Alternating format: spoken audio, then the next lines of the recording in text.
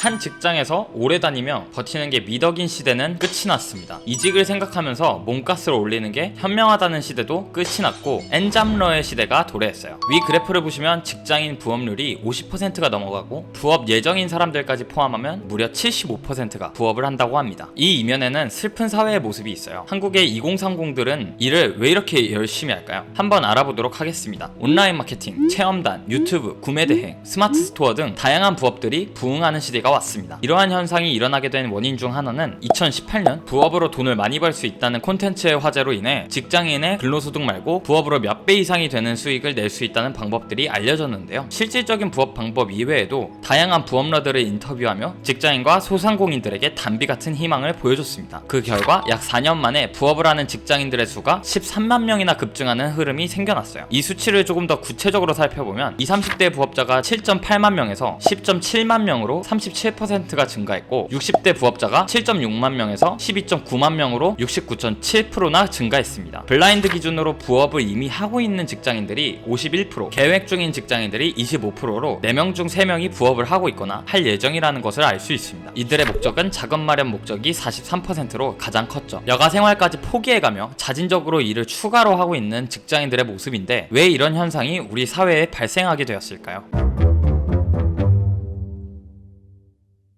이 현상을 설명하기 위해선 우선 2019년경 부동산의 폭발적인 상승장을 살펴봐야 합니다. 2017년부터 2021년까지 부동산 정책은 무려 23번의 변화를 겪었는데요. 이 수많은 변화 속에서 부동산 가격을 일정하게 유지하는 일관성과 신뢰성이 완전히 무너져 버렸습니다. 그 결과 시장은 침체와 과열이 반복되었고 결국 예측이 불가능할 정도로 폭등하는 결과가 나와버렸죠. 이 그래프를 봤을 때 2019년에서 2020년까지 8.3%나 급등을 했습니다. 점 찍어두었던 아파트가 3달 뒤에 1억이 올라가 있는 상황이 생겨버린 겁니다. 여기서 더해 2020년에서 2021년 상승분이 보이시죠? 2020년 2월 코로나 팬데믹이 전 세계를 뒤엎고 모든 나라의 외부 활동이 마비되면서 심각한 경기 활동 둔화가 우려되는 상황이 발생했습니다. 이에 대한 대비적으로 세계 각국 정부들은 금리를 낮추어 현금 흐름이 활발하게 이루어지게끔 유도했죠. 이때 세계 모든 나라의 부동산 가격이 한 번 더 점프해버립니다. 한국은 그 중에서도 가장 많은 격차가 벌어진 나라라는 통계가 있어요. 전국의 아파트들이 2년 새에 1억씩은 올라버렸고 수도권은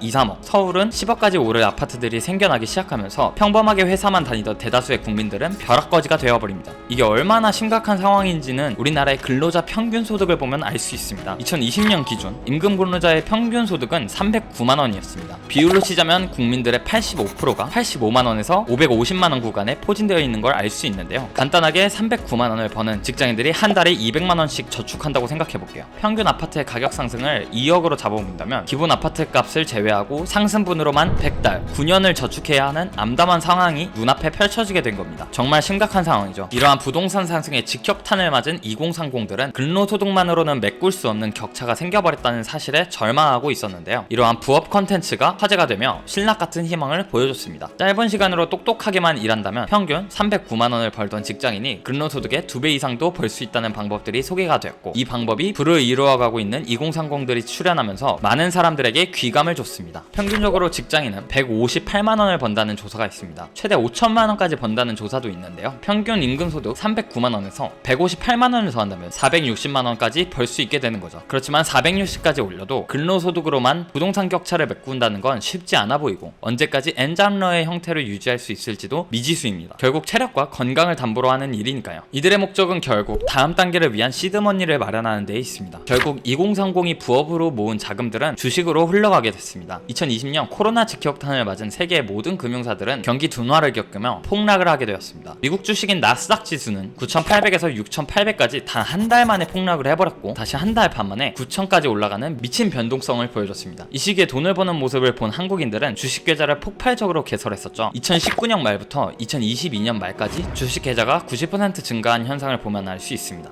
부업으로 엔잡을 하는 것에 더해 주식까지 투자하며 금융소득을 만들기 위한 젊은이들의 노력인 거예요. 지난 몇십 년간의 고정관념이 통하지 않는 시대가 왔습니다. 기성세대들은 현 2030에게 한 직장의 안정성을 강조해왔고 열심히 회사만 다니면 집 사고 결혼하고 애를 낳아 행복하게 살 수 있다는 가치관을 계속 전파해왔었는데요. 현재 2030에게는 적용하기 어려운 가치관들이고 2030들은 다른 길을 찾아 나섰습니다. 요즘 유튜브에서 퇴사 브이로그, 부업 브이로그, 창업 브이로그가 뜨고 있는 현상들을 보면 알 수 있죠. 더 이상 직장 월급으로는 답이 없는 청춘들이 선택한 길은 결국 시간과 체력을 넣어 엔자블의 소득을 늘리는 것이었습니다. 이 영상이 2030의 노력을 중점으로 다뤘지만 2030에게 더 나은 환경을 마련해주기 위해 노력하는 부모님 세대인 5060도 부업을 뛰면서 헌신하고 계십니다. 앞서 60대 인구의 부업 수가 70%나 늘어났다는 것을 보면 알 수 있죠. 과거의 룰이 적용되지 않는 시대에 똑똑한 우리 국민들은 부업을 통해 엔잡러의 삶을 살아가는 모습으로 적응을 해 나가고 있습니다. 이 영상을 보시는 분들 중에도 부업을 하고 계신 분들이 많으실 것 같은데요. 그분들에게 응원의 말을 전하고 싶네요. 다 같이 힘내봅시다. 감사합니다. 지식광장이었습니다.